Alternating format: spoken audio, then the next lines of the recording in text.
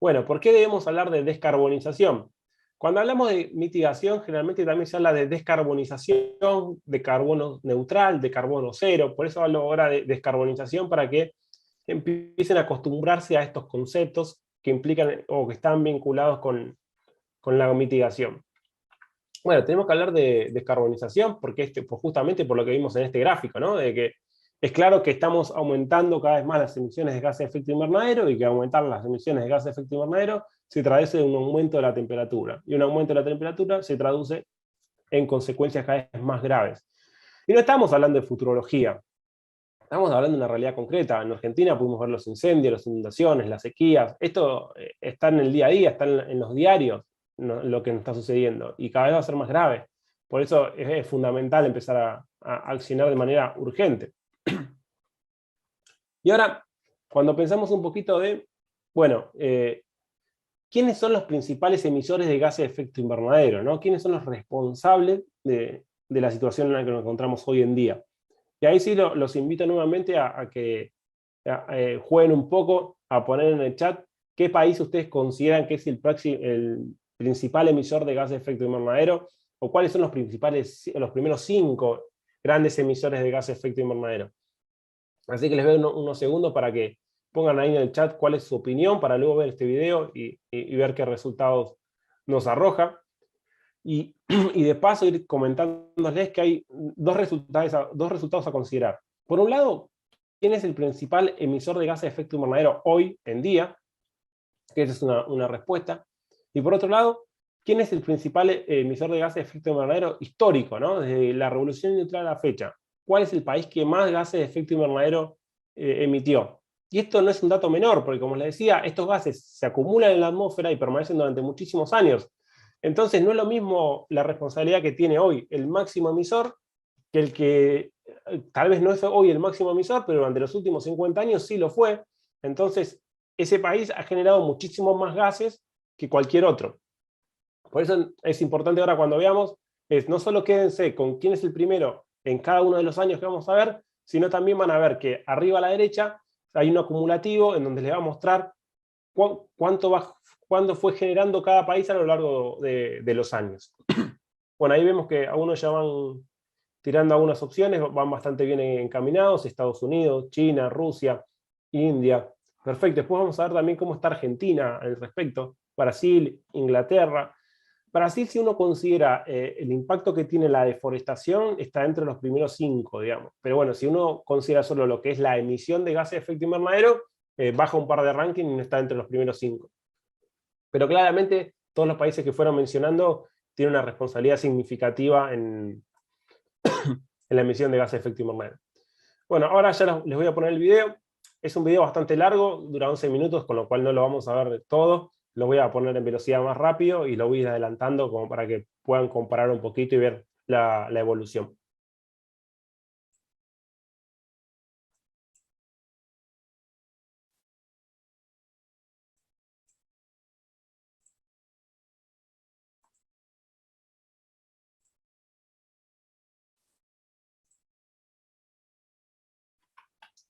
Perdón, ahí se me fue. Vamos a ver.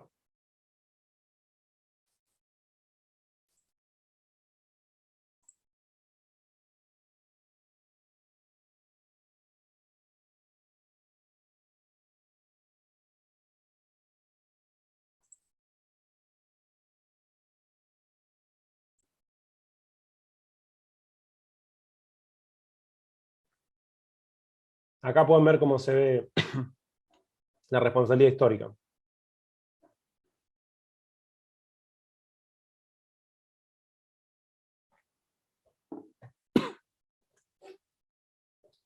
Y pueden ir viendo ahí cómo Estados Unidos empieza a acercarse al primer puesto.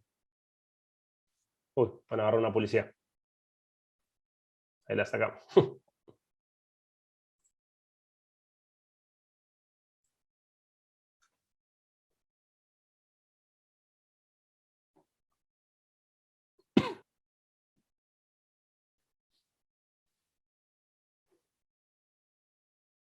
Ahí seguimos en el 1800.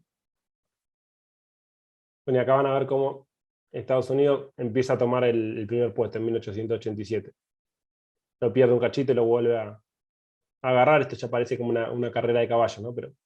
Y ahí vamos a adelantar un poco para no sea tan largo. Y van a ver cómo, bueno, Estados Unidos ya saca una marcada diferencia con respecto al resto de los países, incluso dentro de la acumulación histórica, ¿no?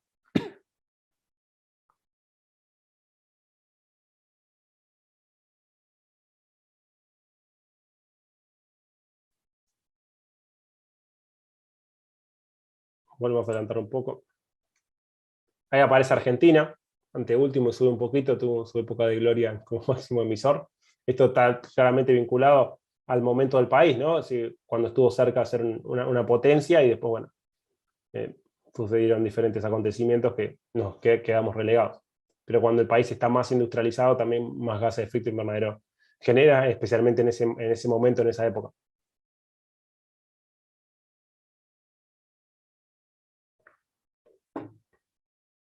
Hay uno de los compañeros comentaba Rusia, bueno, ahí está la Unión Soviética, empieza a tener un rol importante como emisor, pero igualmente muy insignificante comparado al de Estados Unidos, más si uno ve la acumulación histórica.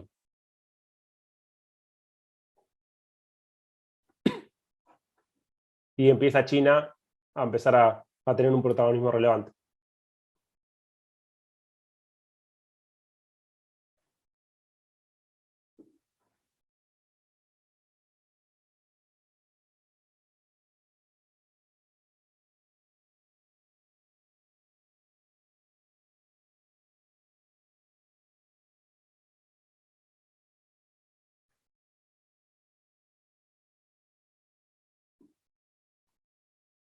Estamos en el 91.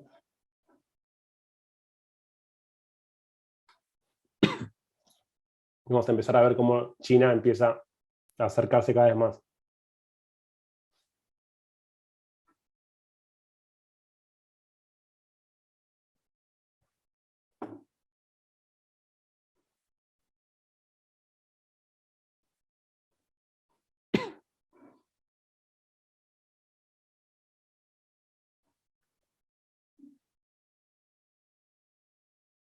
Y empieza a superarlo ampliamente, ¿no?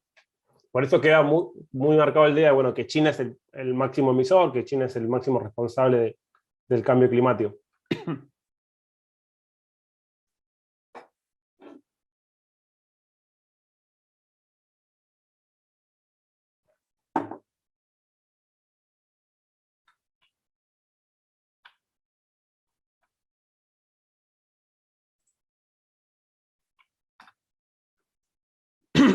Bueno, acá volviendo ya directamente a la placa final, vemos como China es el primero por lejos, casi duplica a Estados Unidos, pero como les decía, arriba a la derecha pueden ver cómo está la acumulación histórica, ¿no? Y Estados Unidos por lejos es el máximo responsable, después está China, después está Rusia, Alemania y Reino Unido entre el top 5. Esto es lo que se conoce, ¿no?, como deuda histórica. La deuda histórica que tienen los países desarrollados con respecto a su responsabilidad en el cambio climático. Dentro del derecho internacional, en el Acuerdo de París y otros acuerdos internacionales previos, la Convención Marco de Naciones Unidas sobre Cambio Climático, consagran un principio internacional que es muy importante, que es el principio de las responsabilidades comunes pero diferenciadas. ¿Qué establece este principio? De que todos los países somos responsables del cambio climático, todos. Y desde el más chiquito hasta el más grande. Por ejemplo, Haití hasta Estados Unidos. Todos somos responsables del cambio climático. Pero no todos tenemos la misma responsabilidad. No es lo mismo la responsabilidad que tiene Estados Unidos que tiene Bahamas. Son distintas las responsabilidades. Pero todos tenemos que trabajar para mitigar las emisiones de gases de efecto invernadero y para adaptarnos al cambio climático. Eso es lo que establece este principio de responsabilidades comunes pero diferenciadas, que es muy importante, y que a su vez también implica decir, bueno, si las responsabilidades son diferenciadas, la contribución que tienen que hacer los máximos responsables tiene que ser más significativa. Son ellos los que tienen que aportar la mayor cantidad de fondos para revertir las consecuencias del cambio climático. Son ellos los que tienen que apoyar con tecnología, con capacitaciones al resto de los países en subdesarrollo y los menores emisores de gases de efecto invernadero para reducir el impacto. Porque también una de las las grandes injusticias que tiene el cambio climático, y por eso sale el concepto de justicia climática, es que los países que más sufren las consecuencias del cambio climático son las que menos contribuyeron a que esto suceda. Los países insulares, por ejemplo, que están con un severo riesgo de desaparecer, tuvieron una contribución insignificante para el cambio climático, pero son los que van a sufrir la consecuencia más dramática, que es directamente que el país desaparezca. Bueno, ahí hay una pregunta de ¿quién hace mejor las cosas en cuanto a emisión de dióxido de carbono? Bueno, es una buena pregunta. A ver, ¿quién hace mejor las cosas en cuestión de cambio climático? Es difícil de contestar, ¿no? Porque como todo en la vida, salvo en los dibujos animados, no hay un bueno y un malo, en donde el bueno está muy marcado porque hace todo bien, y el malo es muy malo porque hace todo mal. Hay ejemplos a citar, pero siempre va a haber alguien que te puede levantar la mano y decirte, ah, bueno, pero este país hace tal cosa, y tiene razón. Por eso digo, no quiero que yo voy a decir algunos ejemplos, pero digo, no quiero que se tomen como eso, como diciendo, bueno, estos son impolutos y son perfectos. Si uno va al Acuerdo de París, antes del Acuerdo de París estaba el Protocolo de Kioto.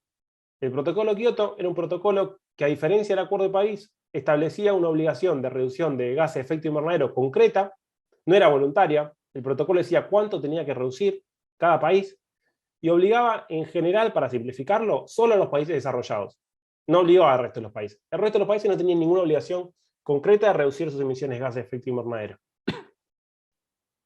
Este protocolo no terminó funcionando, entre otras cuestiones porque Estados Unidos nunca lo ratificó. Entonces el resto de los países, al ver que el máximo emisor de gases de efecto invernadero no iba a asumir ningún compromiso concreto, eso hizo que se debilitara el acuerdo, y entre otras cuestiones, países como Canadá, que lo había ratificado, lo estaba cumpliendo, a mitad de camino decide retirarse y no cumplirlo más. El único que cumplió el protocolo de Kioto a rajatabla, con todos los porcentajes que se le pedían y demás, fue la Unión Europea. Entonces, un caso como ejemplo a decir es, bueno, en los países de la Unión Europea hay que reconocer que cumplieron el protocolo de Kioto y reducieron de manera significativa sus emisiones de gases de efecto invernadero.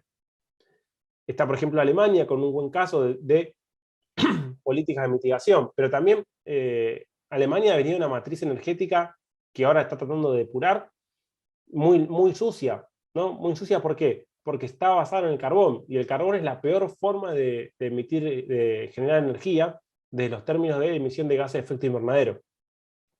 Porque la forma más contaminante para el cambio climático, para generar energía, es a través del carbón. Después viene el petróleo y después viene el gas, cuando hablamos de hidrocarburos. Por eso, Argentina habla, dentro de su política de transición energética, pasar del petróleo al gas, porque el gas tiene un menor impacto en cambio climático. Quienes tenemos una postura más fuerte, consideramos que ese paso intermedio no es suficiente y tenemos que pasar directamente a energías renovables, a fortalecer más las energías renovables.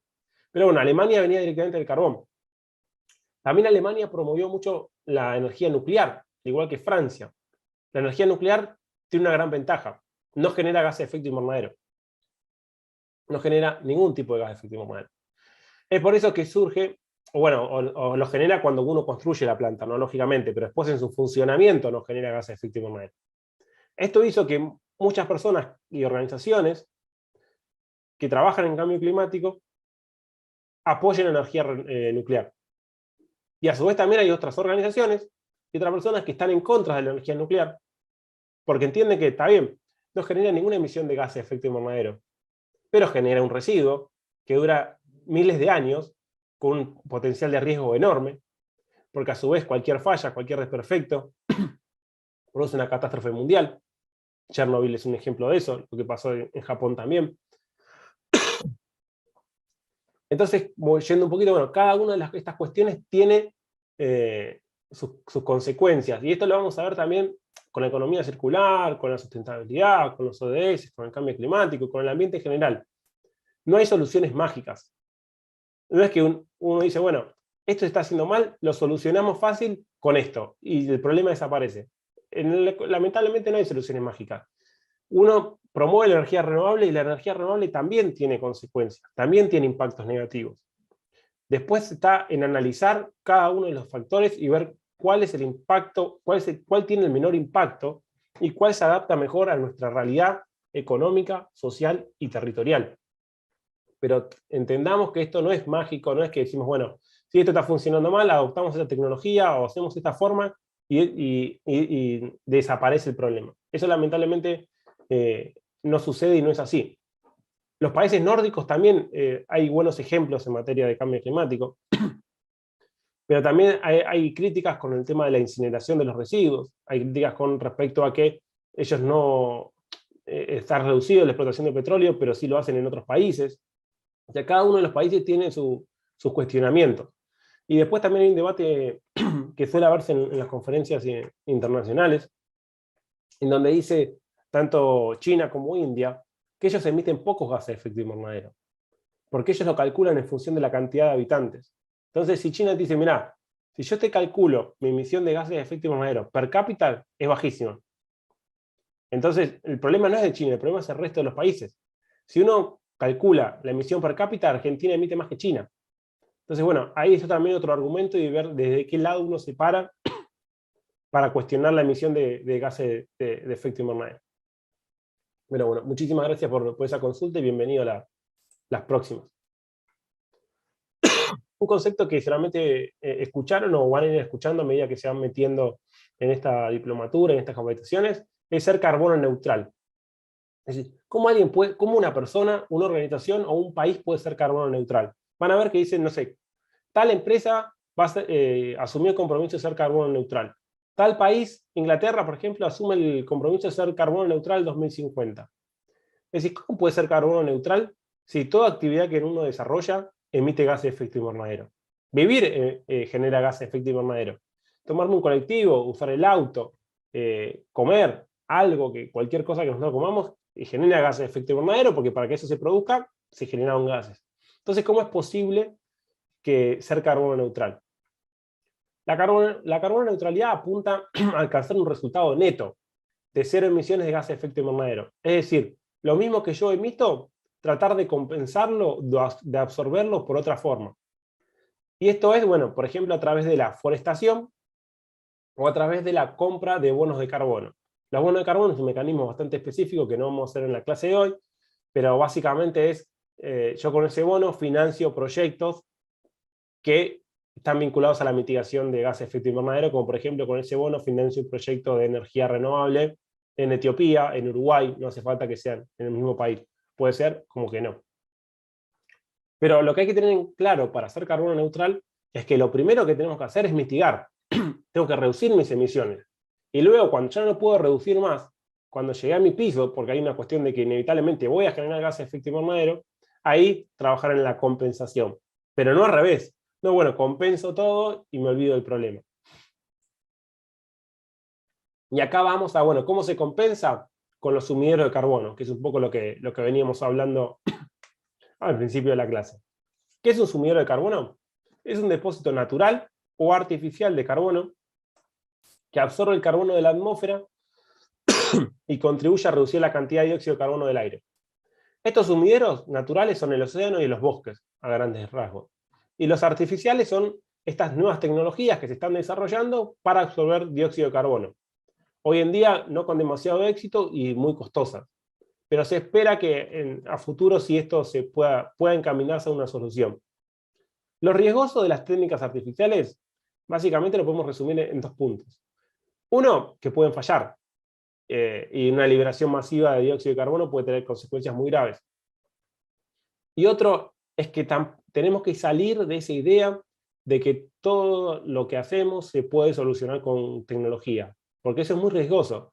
Si seguimos con esta lógica de separarnos de la naturaleza cada vez más y pensar que con la tecnología vamos a solucionar todo, nos vamos a caer en el propio error y vamos a seguir incrementando estas consecuencias e incrementando el cambio climático. Bueno, ¿quién debe hacer las acciones de mitigación y quién debe financiarlo? ¿No? Esta es una buena pregunta, ¿no? Y que todavía no ha tenido respuesta porque en las diferentes cumbres internacionales los países desarrollados no han asumido, no han conformado el fondo que realmente se necesita para eso. Y estamos hablando de armar un fondo para mitigar, es decir, para reducir las emisiones de gases de efecto invernadero y para adaptarnos al cambio climático.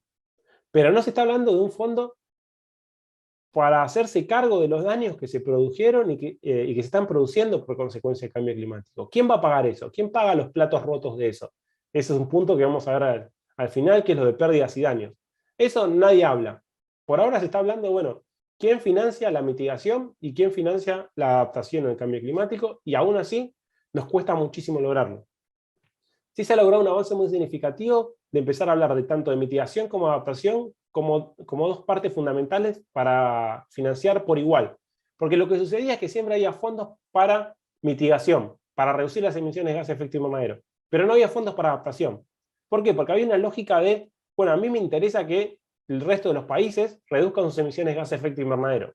Porque es lo mismo los gases que se emiten en Etiopía, en Ghana, en Argentina, en Uruguay, en Estados Unidos, en Canadá o en Italia. Todos los gases cuentan por igual, todos van a la misma atmósfera y todo computa de la misma forma. No me cambia a mí, siendo italiano, si el gas se emitió en Argentina, en Brasil o en Sudáfrica. Entonces, en ese sentido, se aportaba para la mitigación. Los países desarrollados estaban interesados en trabajar en la mitigación. Incluso les haría más barato mitigar en países subdesarrollados con menor tecnología que en sus propios países, en donde los estándares ya eran más exigentes y donde ya habían trabajado en mitigación, entonces seguir reduciendo era más costoso. El problema es que no había interés en invertir en la adaptación, porque la adaptación sí es personal, es territorio por territorio. Es decir, cómo Argentina se va a adaptar al cambio climático. Y ahí los países desarrollados no estaban tan interesados en financiar que el resto de los países se adapten, porque lo entendían como un problema de cada uno de los países. Esto, por suerte, se ha modificado y hay una tendencia en donde los fondos que se destinan a mitigación y adaptación son casi iguales. No iguales, pero se está acercando bastante. Otro punto muy importante es, bueno, estamos todos de acuerdo en que hay que reducir las emisiones de gases de efecto invernadero. Estamos todos de acuerdo en que trabajar en la adaptación. Todos los países se pusieron de acuerdo en eso y firmaron un acuerdo. El problema es a qué ritmo lo vamos a hacer. Y el IPCC, este panel de expertos intergubernamental de cambio climático, en donde participan científicos de todo el mundo, nos está marcando la cancha, nos está diciendo que el ritmo que estamos haciendo no es suficiente. De hecho, los últimos informes nos dicen que en el 2025, es decir, dentro de 3 años, tenemos que llegar al pico de emisiones. Es decir, se puede llegar a emitir como máximo el 2025. A partir del 2025 tenemos que bajar las emisiones de gases de efecto invernadero. No podemos ir con esta lógica de que año a año emitimos más y emitimos más que el año anterior. Si nosotros seguimos con esa lógica de año a año seguir emitiendo más, ya tenemos garantizado que la temperatura va a aumentar más de 2 grados. Va a ser imposible corregirlo. Siempre se habla del 2030. ¿Por qué? Porque el Acuerdo de París dice que los compromisos como primer plazo se toman al 2030, que vos tenés que lograr una reducción de X porcentaje al 2030. Y se habla del 2050 como una meta a largo plazo. Muchos países hablan de ser carbono neutral en 2050. Reino Unido fue uno, entre otros países. Argentina ha anunciado ser carbono neutral en 2050, ahora lo vamos a ver en algunos gráficos. No sé cómo lo vamos a lograr, sinceramente, pero lo hemos anunciado. Bueno, y con respecto a qué ritmo, acá hay cito 2 informes muy, muy relevantes que nos marcan un poco la cancha, ¿no? De qué es lo que necesitaríamos hacer. Uno, en este informe Net Zero by 2050, que es de la Agencia Internacional de Energía. Y este informe es muy importante porque la Agencia Internacional de Energía se ha caracterizado por ser una agencia hiperconservadora, integrada por intereses petroleros. Entonces, que una agencia de este estilo diga estas cuestiones realmente tiene un peso muy importante. No lo está diciendo una ONG, lo está diciendo una agencia en donde donde defendían intereses de las petroleras. Esta agencia dice en el 2020, en el 2021, el año pasado, que ya no se puede aceptar, no se puede aprobar ninguna inversión nueva en proyectos de exploración y explotación de hidrocarburos. No se tendría que aprobar ninguna más. Basta con las existentes. Después tenemos que recurrir a otras formas de generar energía. Tengamos presente explotación offshore en la costa atlántica en la provincia de Buenos Aires, ¿no? Un nuevo proyecto de petrolero. La energía solar y eólica debe proporcionar en su conjunto el 68% de la demanda mundial de electricidad. Argentina está al 8-9% como máximo. Y las emisiones de dióxido de carbono relacionadas con la producción de energía en el 2050 tienen que ser 0. Es decir, tiene que ser carbono neutral. Tenemos que compensar lo que se genera. Y después tenemos el IPCC, este panel que les comentaba, que dice que bueno, la temperatura ya aumentó 1,1 grados, que estamos cerca del 1,5. Ya no hay dudas, el 99% de los científicos están de acuerdo que el cambio climático es producto por el hombre, salvo Milei y una serie de personas más están diciendo que el cambio climático es una mentira. Bueno, el Bolsonaro, entre otros, Trump y demás. Y acá hay un punto muy importante, ¿no? De que cuanto más se calienta el planeta es mucho peor. Y si bien parece una obviedad, acá lo que me interesa destacar es, no es lo mismo que el planeta se caliente 1,5, que se caliente 2 grados o que se caliente 2,1. Por eso el IPCC lo que transmite es, cada acción cuenta, cada grado, cada milésima cuenta y es fundamental.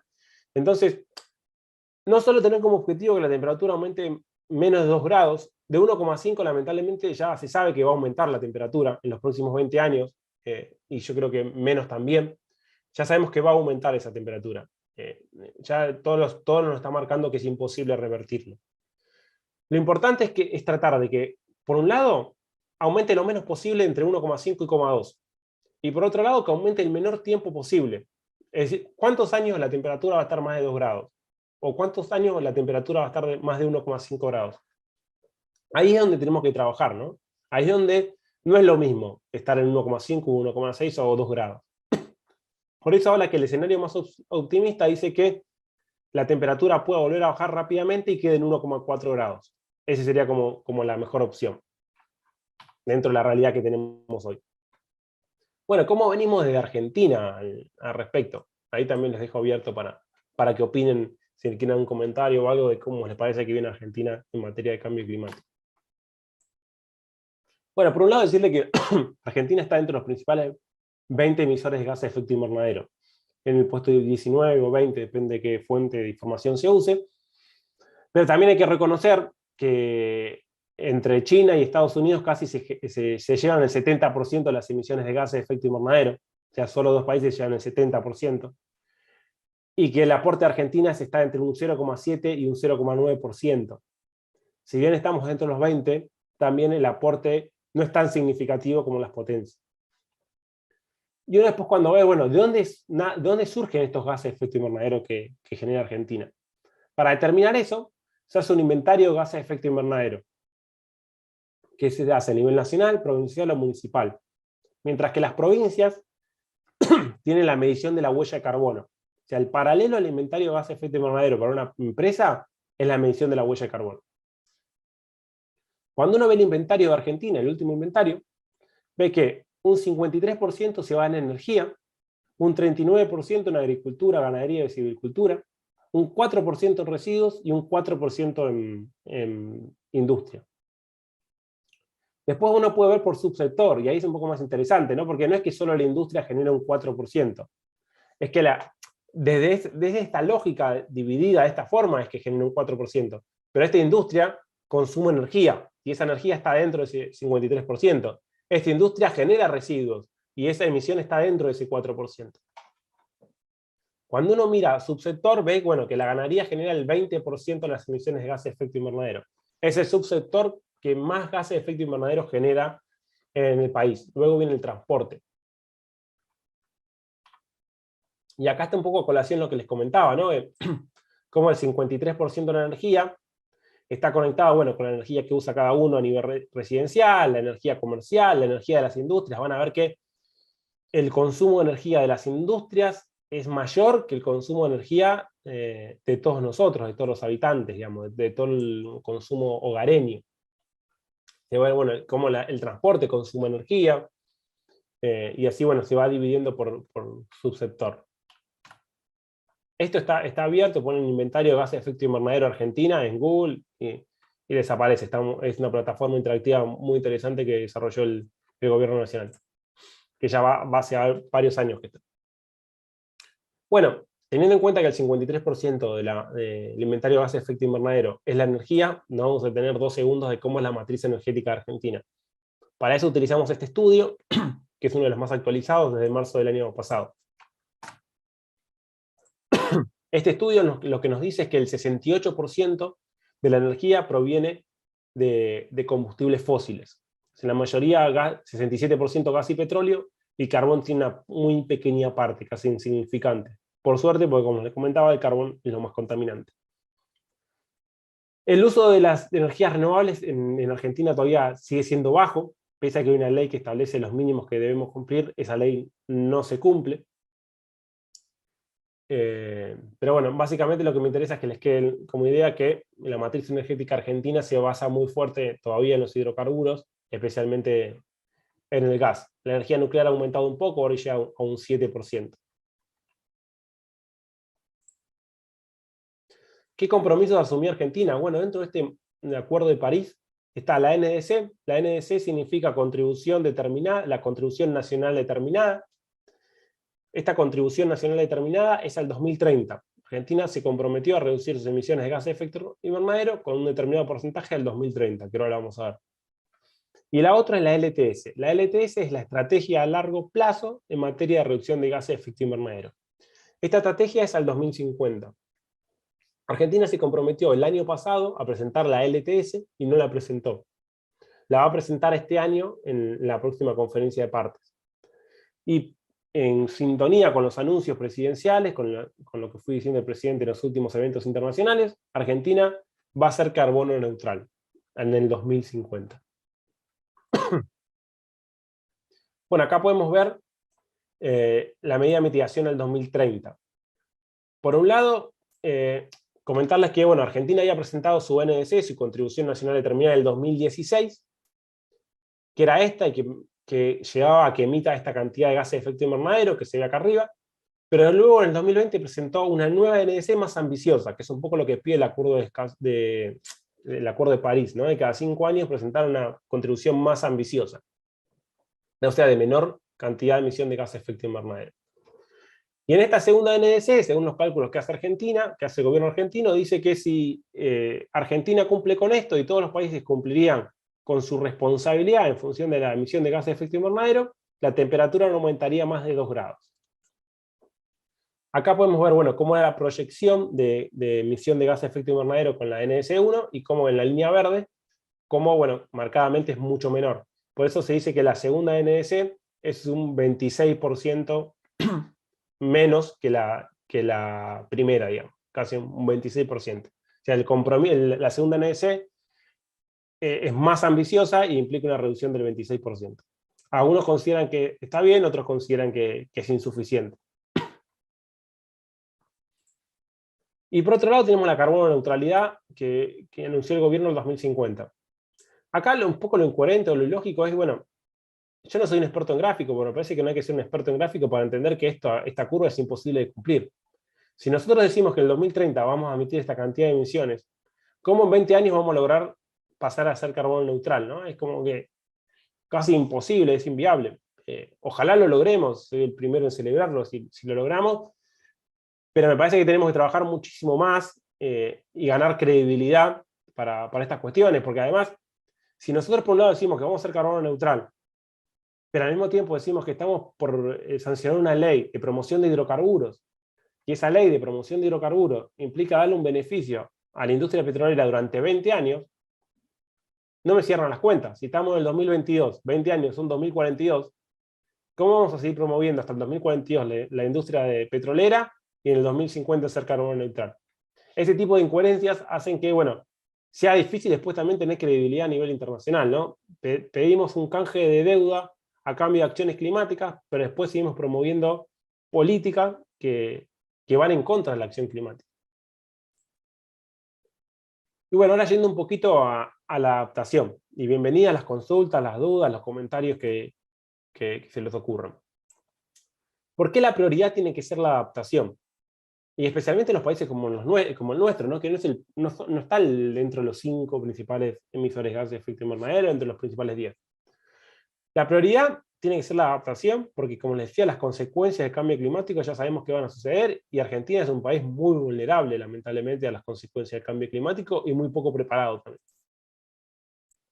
A nivel macro, a nivel país, podemos ver que bueno, las principales consecuencias están en un aumento de la temperatura, y después van a poder ver que en cada región, bueno, dónde están los mayores riesgos, ¿no? Potencial crisis del agua, Mendoza, San Juan, Comahue, retroceso de los glaciares, aumento del nivel del mar en las costas, retroceso del caudal medio del río de la Cuenca del Plata, alta frecuencia de precipitaciones e inundaciones, estrés hídrico, son como los principales ya observados y los que se proyectan. Esto es bien macro, pero uno puede ir más al específico, y en este específico podemos ver que, por ejemplo, en la región centro, y Córdoba lógicamente está ahí, uno de los mayores riesgos son las olas de calor, las condiciones más húmedas, como bien comentaba una de las compañeras o compañeros al principio de la clase, ¿no? Este aumento de las lluvias va a favorecer la expansión, perdón, de la frontera agrícola, si la zona va a ser más húmeda. Eso puede traer como riesgo la degradación ambiental, la degradación del suelo, si seguimos promoviendo la extensión de la frontera agrícola, porque esto tiene un límite. Y bueno, va a terminar causando sequías más prolongadas. Y acá, bueno, en este estudio que hizo la FARM, en donde una de las profesionales que estuvo trabajando es Inés Camiloni, podemos ver en cada una de las regiones cuáles son los principales riesgos, ¿no? En lo que es el conurbano bonaerense y Capital Federal son las inundaciones, las olas de calor, el avance de los vectores, como el dengue y otras especies de mosquitos. En el litoral y la pampa húmeda, las sequías y las olas de calor, las lluvias intensas e inundaciones, cambios en la producción agropecuaria. En los Andes patagónicos, la reducción de los glaciares, el mayor aridez, incendios forestales, desequilibrio ecológico. Los incendios forestales es algo paradójico, ¿no? Porque uno lo ve que afecta a todos los países, ¿no? Incluso a los países más desarrollados como Estados Unidos y Canadá, que si bien tienen otros recursos y tienen otra forma de contenerlos, también se les vuelve inmanejable, porque el daño es tan grande que es imposible de manejar. No hay recursos económicos y tecnológicos que permitan frenar esas catástrofes. Y con Australia también lo vimos. Bueno, desertificación en la estepa patagónica, el estrés hídrico, la erosión costera.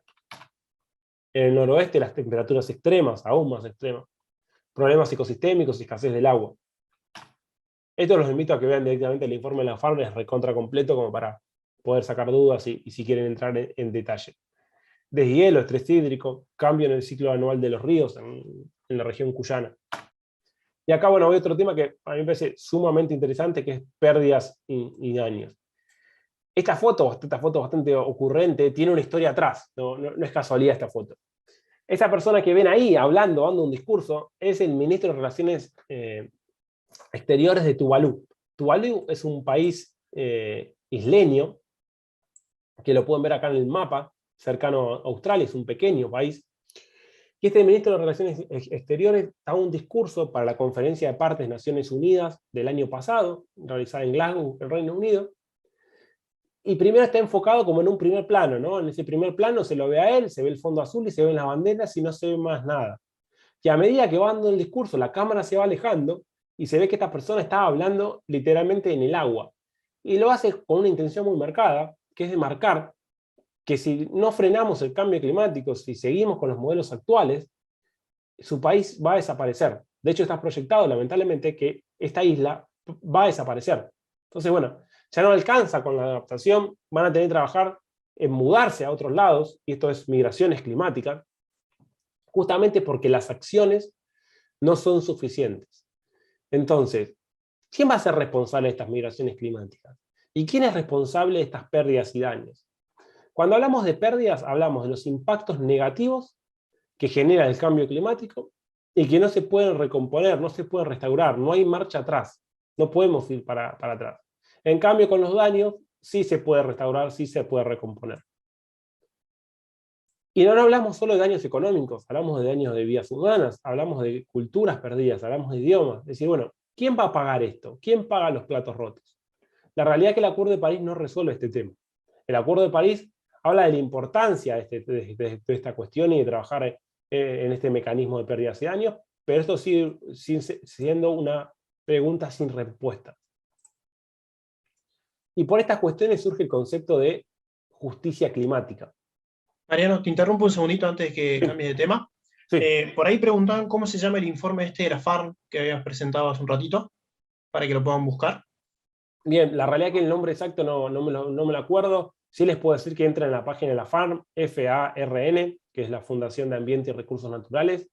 Ahí dentro de la página hay una sección que son informes, y ahí dentro de los informes aparecen.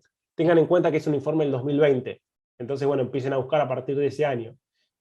Igualmente yo ya al final de mi presentación dejo mi correo, que es marianobcorta@sustentabilidadsf.org.ar, y ahí me mandan un mail si no lo encuentran y yo se los envío.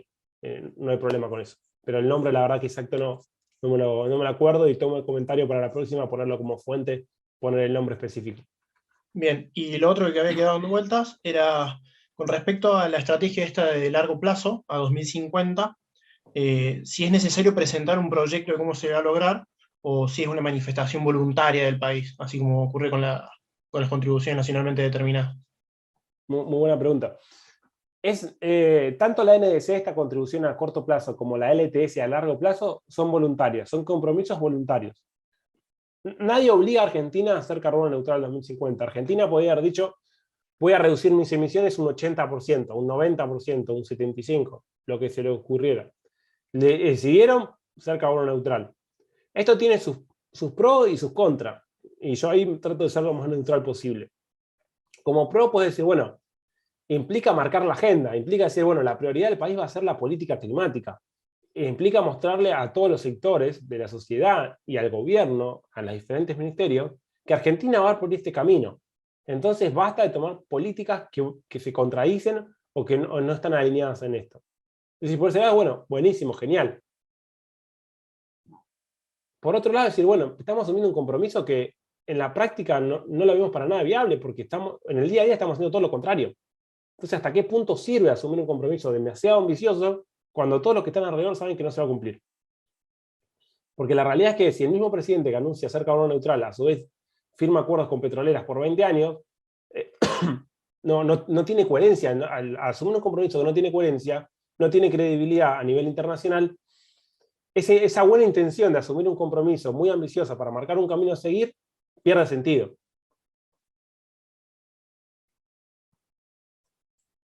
Bueno, siguiendo, si no hay más preguntas, sigo con lo de pérdidas de año.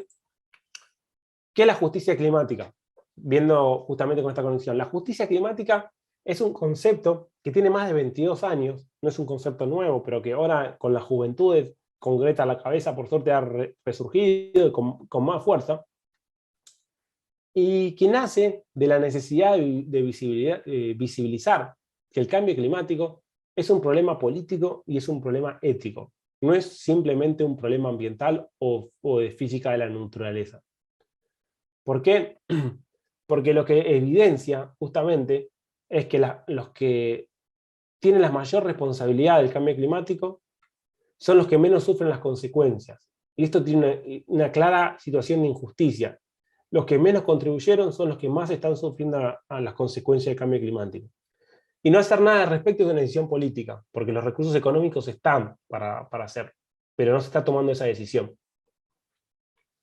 Por eso hablar de justicia climática implica vincular los efectos del cambio climático con el concepto de justicia, especialmente con el concepto de justicia ambiental y de justicia social, y conectarlos con conceptos como igualdad, derechos humanos, derechos colectivos, género, responsabilidad histórica, esto que le hablamos de los grandes generadores.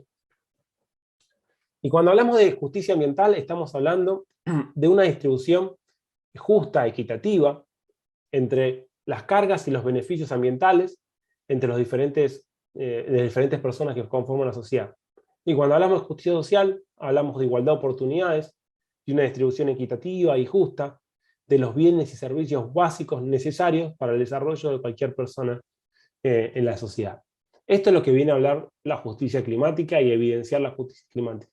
De lo que está sucediendo no es justo, no es equitativo, y hay que cambiar esta lógica. Y a su vez también cuando empiezan a hacer contracumbres a las COP, a las cumbres de cambio climático, poniendo en cuestionamiento que las personas que participaban de esas conferencias eran las personas equivocadas, debatiendo ideas equivocadas, mientras que los pueblos que sufren las mayores consecuencias del cambio climático no están participando en esos procesos de toma de decisión. Y a su vez también se habla de justicia climática para la acción legal, que es cuando, bueno, a una persona, a un particular o una ONG, demanda a un Estado o a una empresa. Y esto cada vez se está incrementando más. El año pasado salió un fallo histórico muy importante, en donde una ONG de Holanda demandó a Shell, y la justicia le hizo lugar, y la justicia le marcó cuál es la política de reducción de gases de efecto invernadero que tiene que adoptar la compañía. De qué porcentaje de gases de efecto invernadero tiene que reducir la empresa. Es una cuestión histórica, porque la justicia le está diciendo cuál es la política climática que debe llevar a cabo Shell. Y también hay fallos históricos muy relevantes contra estados nacionales. Hay un caso en Colombia, en donde una ONG demanda al Estado colombiano y la justicia hace lugar y le ordena que cese con la deforestación en el Amazonas. Entre otros casos muy, muy relevantes, muy significativos. Cada vez hay más casos de justicia ambiental. Y cuando hablamos de justicia ambiental, hablamos de que, como les decía, el cambio climático no es solo un problema ambiental, las personas tienen que estar en el centro, es decir, no puede haber justicia climática sin el respeto de los derechos humanos. La equidad tiene que ser otro punto clave, y evidenciar esta diferencia entre el norte y el sur global, ¿no? Entre las responsabilidades de los del norte versus las del sur.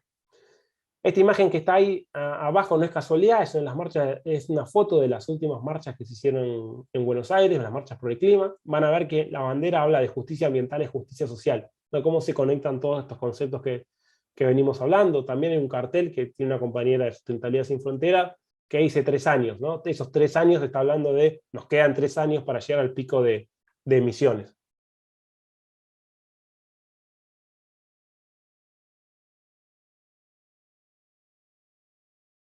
Bueno, para ya ir llegando como al final de la charla de hoy y ir conectándolo con economías circulares, ¿qué podemos hacer nosotros al respecto? Y ahí también abro de nuevo comentarios, sería un valiente que quiera decir algo al respecto, ¿no? De qué se puede hacer.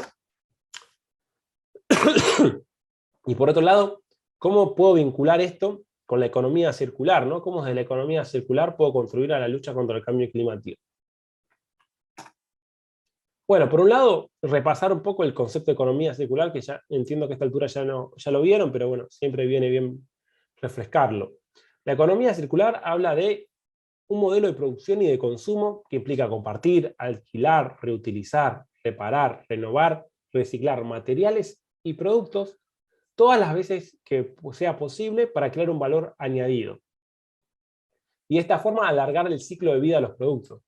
Incluso hay un estudio que es el análisis de ciclo de vida de cada uno de los productos y los servicios que hace una empresa. Y esto implica, bueno, rediseñar los productos. ¿Cuántos productos conocemos nosotros que están hechos para un solo uso? Y que están hechos con materiales que no se pueden reciclar. Bueno, esto es cambiar un poco la lógica, ¿no? Y ahí está el desafío de la economía circular. Por un lado, las empresas, de ser más innovadores, de ser más creativos, y desarrollar productos más amigables con el ambiente, más sustentables, que permitan que entren dentro de una lógica de economía circular. Y también los consumidores empezar a cuestionarnos estas formas de consumo y estas formas de producción, y elegir aquellas que realmente son amigables con el ambiente. ¿Por qué? Bueno, por esta lógica de, si nosotros empezamos a promover una economía circular y a consumir productos que están dentro de una lógica de una economía circular y no lineal, en donde yo produzco, tiro y ese residuo desaparece y no me sirve para nada más, con esa lógica voy a poder reducir de manera significativa mis emisiones de gases de efecto invernadero, que es un poco lo que veníamos viendo en las presentaciones anteriores. En torno al consumo hay muchas problemáticas, ¿no? Tiré acá algunos ejemplos, pero la basura electrónica, la obsolescencia programada, cómo combatimos esto de que hay muchos productos que están hechos para romperse en 5 o 10 años como máximo. En el caso recontra histórico, recontra hablado, y que habrán escuchado miles de veces, de las heladeras, ¿no? Como antes las heladeras duraban muchísimos años, las heladeras Siam que tenía mi abuela, que tenía solamente muchos familiares de ustedes, sigue funcionando, y las heladeras nuevas que compramos a los 5 o 10 años se rompen. Eso no es casualidad. La industria trabaja de esa forma para que eso se rompa y no dure mucho tiempo más, para que volvamos a comprar una nueva heladera. Si no cambiamos esa lógica, es muy difícil, ¿no? Y el uso de los plásticos, ¿no? La famosa plástico de un solo uso. Si seguimos recayendo en este plástico de un solo uso para después tirarlo y que no nos sirva para nada y que ni siquiera lo podamos reciclar, es muy difícil reducir nuestro impacto. Y acá, bueno, entrar también para hablar de la economía circular de las 4 R, que también es un concepto que seguramente ya vienen escuchando, pero que es muy importante repasar. Para hablar también de cambio climático y economía circular, ¿no? Y la economía circular es fundamental, pero primero tenemos que trabajar en reducir. Es decir, tratar de consumir la menor cantidad de cosas, consumir lo que realmente es necesario, antes de entrar en la lógica de economía circular. Tenemos que cambiar las formas de consumo, si no es inviable, si no es imposible frenar el cambio climático. Después entra en la economía circular. Después es fundamental trabajar una lógica de economía circular. Pero primero tenemos que trabajar en reducir nuestra forma de consumo. Especialmente en los países desarrollados. Si uno ve las emisiones de gases de efecto invernadero que genera per cápita Estados Unidos o Alemania versus la que genera un país de Sudamérica o África, va a ver que hay una enorme diferencia. Entonces, bueno, hay determinados países y hay determinadas personas que deben reducir su consumo, que tienen que tener un consumo más amigable con el ambiente, más sustentable. No basta con la economía circular para eso. En determinados sectores hay que reducir el consumo, si no, por más economía circular que nosotros promovamos, no va a alcanzar, porque si la lógica es consumir, consumir, consumir, consumir y consumir, no hay economía circular que pueda sostener el sistema como para que se pueda frenar el cambio climático. Una vez que nosotros entendemos esa lógica y tratamos de reducir nuestro consumo, trabajar en reutilizar, es decir, darle un nuevo uso a algo que ya tenemos, o sea, volver a utilizarlo, como por ejemplo una prenda, una camisa o una remera, no tirarla o reciclarla y con esa remera hacer algo diferente, hacer, no sé, un trapo. No, que esa remera sirva nuevamente como remera para otra persona, para un amigo, o porque yo decido seguir utilizándola y no decido tirarla para comprarme una que me parece más nueva, o que bueno, es nueva.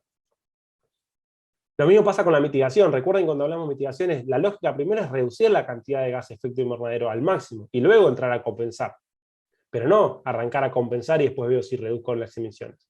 Esto es lo mismo. Primero tratemos de reducir el consumo y luego con el consumo que nos queda, ¿cómo podemos reducir el impacto? El tercer paso es reciclar. Es convertir este residuo en un producto nuevo y diferente. La clásica, no sé, de una botella de PET, la cortamos y hacemos una maceta, por ejemplo, o hacemos cualquier otra cuestión que nos parezca útil. Pero bueno, le cambiamos la lógica al producto. Ya no sirve para lo que fue diseñado. Lo vamos a utilizar para otra cosa. Y después recuperar como última instancia. Y cuando hablamos de recuperar, hablamos de un proceso industrial. Y eso ya implica energía, nuevos materiales. Es un mayor impacto. Sigue siendo muy positivo, pero tenemos que entender que es el último escalón dentro de estas 4 CR. Y un ejemplo puede ser el de Regomax, la empresa Regomax, que recupera neumáticos y con esos neumáticos hace canchas de fútbol sintético. Con ese material hace canchas de fútbol sintético. Y así, bueno, hay muchos ejemplos de economía circular, de empresas que trabajan en la recuperación. Les comenté las 4 R, pero bueno, después cada uno tiene su propia cantidad de Rs. Hay otros que dicen que las R son 5, que hay que sumar reeducar. Y bueno, el caso más extremo que vi habla de 9 Rs. O sea, agarraron todas las R que estaban circulando por el vocabulario español y dicen, bueno, repensar, rediseñar, refabricar, reparar, redistribuir, reducir, reutilizar, reciclar y recuperar energía. Pero bueno, lo importante es, yo creo que las 4 R estas son fundamentales y después todas las temas que les podamos sumar siempre vienen bien, pero estas 4 como abarcan lo más relevante, lo más importante. Ya quedan pocos minutos de la clase, así que si alguien quiere aprovechar ahora para hacer una consulta, una pregunta, bienvenido sea.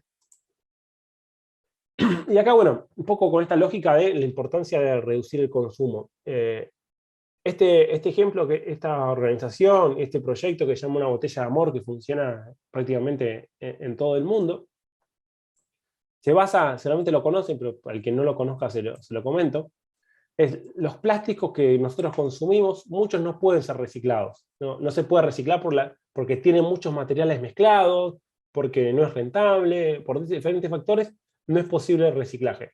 Entonces, por más que uno ponga estos plásticos dentro de una campana verde o del color en donde sea la aleación donde ustedes estén, no se va a reciclar. Va a terminar, en el mejor de los casos, en un relleno sanitario.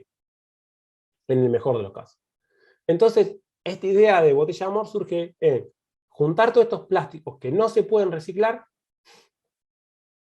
juntarlos, y en dónde los podemos juntar de una manera de que sea lo menor voluminosa posible, que esté lo más compactada posible y que cualquier persona de su casa tenga a mano. Y ahí nace la idea de la botella. Metamos toda una botella y apretémosla al máximo, en un palo, para tratar de meter la mayor cantidad de plástico en un solo lugar chico. Y así poder trasladarlo de manera muy fácil. Y ahí surge la botella de amor. ¿Y de qué hago yo después con esta botella?